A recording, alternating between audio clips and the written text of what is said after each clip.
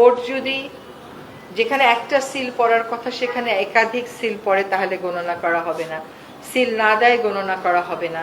যখন পোস্টালে ভোট দেওয়া হয় তখন একটা ডিক্লারেশনে স্বাক্ষর করা হবে, ওই ডিক্লারেশনে যদি স্বাক্ষর না থাকে তাহলে গণনা করা হবে না।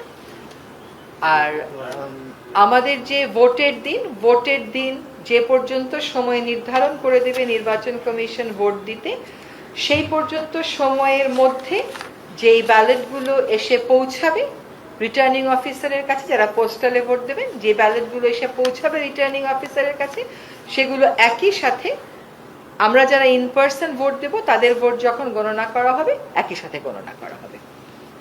এটা ছিল একটা। দ্বিতীয় ছিল আজকে আমাদের গুরুত্বপূর্ণ একটা আইন, সেটা হচ্ছে পুলিশ কমিশন অধ্যাদেশ। আমাদের আজকে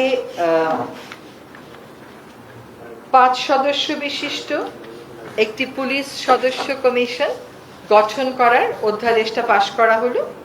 এই কমিশনে প্রধান থাকবেন বাংলাদেশের সুপ্রিম কোর্টের কোনো একজন অবসর প্রাপ্ত বিচারক, জেলা ম্যাজিস্ট্রেট হিসেবে কাজ করেছেন এইরকম গ্রেড 1 এর নিচে না এরকম কোনো সরকারি কর্মকর্তা, অতিরিক্ত পুলিশ মহাপরিদর্শক গ্রেড 1 এর নিচে নন এমন কোনো অবসরপ্রাপ্ত কর্মকর্তা, কোনো বিশ্ববিদ্যালয়ের অধ্যাপক, তিনি কর্মরত হতে পারেন, অবসরপ্রাপ্ত হতে পারেন, মানবাধিকার এবং সুশাসন বিষয়ে কাজ করেছে, অন্তত 15 বছরের অভিজ্ঞতা আছে এমন এক।